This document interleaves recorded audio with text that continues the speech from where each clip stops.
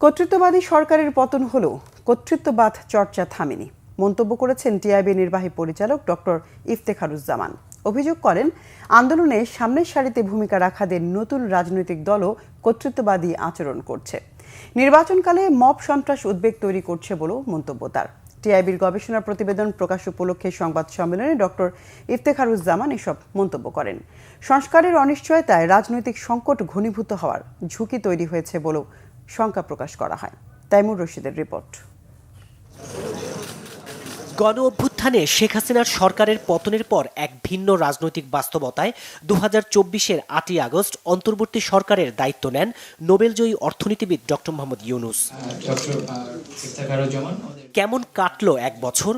বিচার, সংস্কার ও নির্বাচন, মূলত এই তিনটি কার্যক্রমকে বিশ্লেষণ করে ট্রান্সপারেন্সি ইন্টারন্যাশনাল বাংলাদেশের পর্যবেক্ষণে বলা হয়েছে, নতুন রাষ্ট্র নির্মাণের অভূতপূর্ব সুযোগ তৈরি হলেও সুশাসনের ঘাটতি রয়েছে। টিআইবি বলছে, আইনের ধারা লঙ্ঘন করে গ্রেপ্তার ও রিমান্ডের পুরনো ধারা চলমান, জুলাই হত্যাকাণ্ডের বিচার প্রক্রিয়া প্রশ্নবিদ্ধ, জাতীয় ঐকমত্য তৈরির প্রক্রিয়াও প্রশ্নবিদ্ধ। আলোচনায় প্রধান রাজনৈতিক দল ও শক্তিকে প্রাধান্য দেওয়ার অভিযোগ রয়েছে। পুলিশের নির্লিপ্ততা ও দায়িত্ব পালনে অনাগ্রহ, পুলিশের বিরুদ্ধে কার্যকর জবাবদিহিতার ঘাটতি, মপ করে দাবি আদায়ের প্রবণতা, রাখাইনে মানবিক করিডোর দেওয়ার নীতিগত সিদ্ধান্ত নিয়ে অস্পষ্টতা ও তথ্য প্রকাশে ঘাটতি, ভিন্ন উপায়ে গণমাধ্যমের স্বাধীনতা খর্ব করার চেষ্টা এবং সংস্কারের অনিশ্চয়তায় রাজনৈতিক সংকট ঘনীভূত হওয়ার ঝুঁকি রয়েছে। দলবাজি, দখলবাজির মতো রাজনৈতিক সংস্কৃতিতে পরিবর্তন না আসায় ক্ষোভ টিআইবির নির্বাহী পরিচালকের। বলেন, আত্মঘাতী পথে হাঁটছে এনসিপি। অ্যাটমসফিয়ার অফ ইন্টিমিডেশন তৈরি করা হয়েছিল কর্তৃত্ববাদী সরকারের সময়।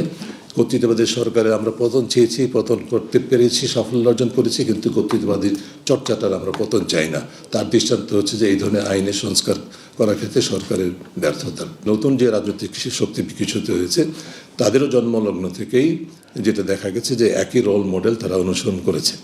যেটা প্রতিষ্ঠিত রোল মডেল, সেটাই দলবাজি, দখলবাজি, চাঁদাবাজি, এই রোল মডেলের মধ্যে তারা নিজেদেরকে নিমজ্জিত করেছে এবং যেই সম্ভাবনা ছিল সেটার থেকে নিজেদেরকে অনেকটাই বঞ্চিত করে আত্মঘাতী পথে অগ্রসর হয়েছে।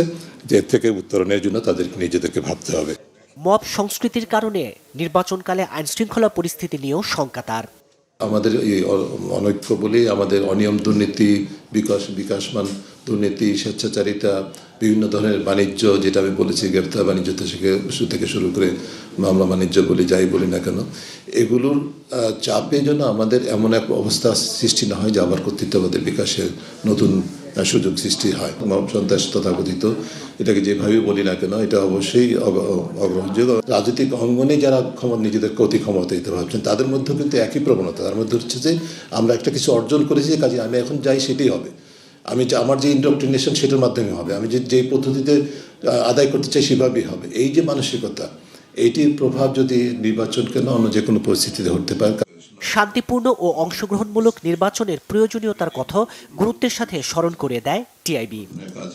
তাইমুর রশিদ, বাংলা ভিশন, ঢাকা।